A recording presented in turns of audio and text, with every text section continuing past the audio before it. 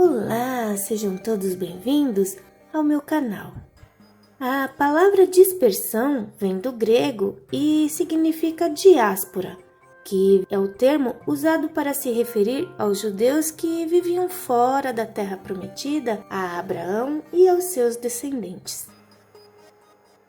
Então disse Abrão: saibas de certo que peregrina será a tua semente em terra que não é sua, e servi-lo-á e afligi-lo-ão 400 anos.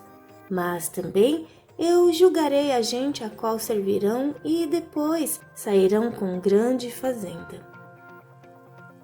Conforme a história dos patriarcas, Jacó e sua família, num total de 70 pessoas, foram ao Egito ao convite de seu filho e governador do Egito, José. Então ali se multiplicaram muito. Assim, já em terras estrangeiras, nasce o povo de Israel. Só que eles acabaram sendo escravizados ali, conforme Deus havia falado para Abraão. Na época do retorno do Egito, no Êxodo, Deus revelou a Moisés que a dispersão do povo de Israel seria o seu método agora de castigá-los pela desobediência e apostasia. E Deus alerta o povo: será, porém, que, se não deres ouvidos à voz do Senhor teu Deus, para não cuidares em fazer todos os seus mandamentos e os seus estatutos, que hoje te ordeno, então sobre ti virão todas estas maldições e te alcançarão. O Senhor te fará cair diante dos teus inimigos. Por um caminho sairás contra eles, e por 7 caminhos fugirá diante deles, e serás espalhado por todos os reinos da terra. Assim, a nação foi advertida de que a incredulidade e a desobediência seriam julgadas com a expulsão da terra prometida a Abraão. Os profetas enviados tanto para o reino do norte quanto para o reino do sul também advertiram a nação toda quanto ao exílio e falaram claramente a causa de tal juízo. Isto é, que a nação havia seguido e servido a outros deuses e que havia abandonado o Deus verdadeiro e se recusado a obedecer às suas leis. Então, o reino do norte, Israel, foi levado para o cativeiro pelo rei da Assíria. Esta deportação começou no ano de 722 a.C., quando os assírios conquistaram Samaria. Tem vídeo aqui no canal falando mais detalhadamente sobre esse exílio. E apesar das advertências feitas pelos profetas ao reino do sul, Judá, diante de tudo o que havia acontecido aos seus irmãos do reino do norte, Israel, mesmo assim, Judá continuou na desobediência e apostasia. E no ano de 586 a.C., o reino do sul foi levado cativo para a Babilônia por Nabucodonosor. Fora isso, os babilônios ainda destruíram a cidade de Jerusalém e também destruíram o templo erguido pelo rei Salomão. Enquanto estavam dispersos, os judeus acomodaram-se em lugares confortáveis e tornaram-se uma parte valiosa da comunidade de negócios. As circunstâncias eram tão agradáveis na Babilônia que, quando foi concedida a permissão para retornarem a Jerusalém e reconstruir o templo, apenas um pequeno remanescente desejou retornar para sua terra e iniciar a obra. Também tem vídeo aqui no canal falando mais detalhadamente sobre o retorno do cativeiro babilônico. Depois disso, tiveram outras deportações e recolocações dos judeus menos importantes que vamos ver agora. Ptolomeu I do Egito, na época de sua invasão da Palestina e da captura de Jerusalém, transportou muitos judeus para Alexandria, no Egito, que mais tarde tornou-se um importante centro judaico. Antíoco da Síria transportou cerca de 2.000 famílias judaicas que estavam antes nas regiões da Mesopotâmia e Babilônia e recolocou essas famílias na Frígia e na Lídia. Pompeu, após capturar Jerusalém no ano de 63 a.C., levou muitos judeus para Roma para serem vendidos como escravos, mas eles depois ganharam novamente a liberdade e os direitos civis. Então, é por isso que nos tempos de Jesus Cristo já havia muitos judeus dispersos. Disseram, pois, os judeus uns para os outros: para onde irá este que não o acharemos? Irá porventura para os dispersos entre os gregos e ensinará os gregos? Então, é muito compreensível o grande trabalho missionário dos primeiros líderes cristãos entre os judeus da diáspora.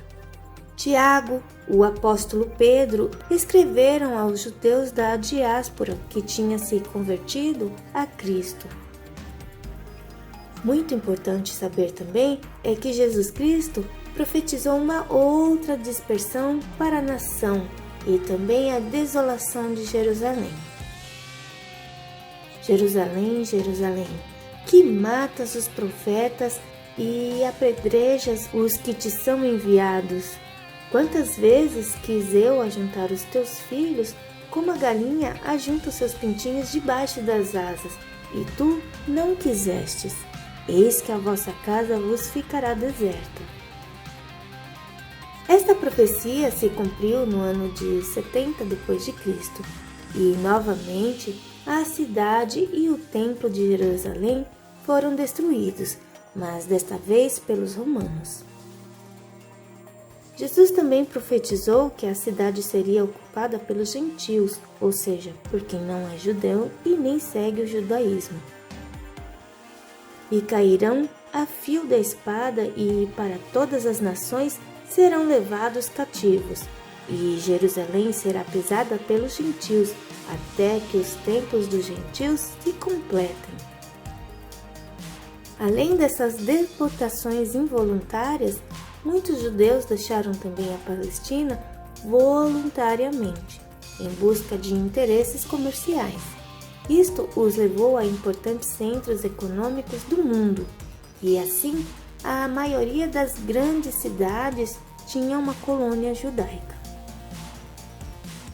Por essa razão, não é surpresa ler em Atos que os judeus vieram de todas as partes do mundo da época. Então eles iam para Jerusalém na festa do Pentecostes.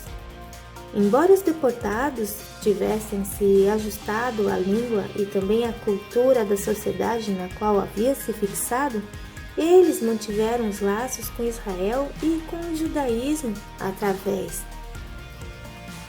de suas peregrinações a 3 festas anuais, pelo pagamento do imposto do templo de meio ciclo, enquanto o templo ainda existia, e também pela submissão aos decretos do Sinédrio enquanto este estava funcionando. Um detalhe super importante sobre a diáspora. Embora a dispersão fosse um juízo de Deus sobre Israel e Judá pela incredulidade e apostasia, a dispersão foi uma bênção para os gentios. E por que isso?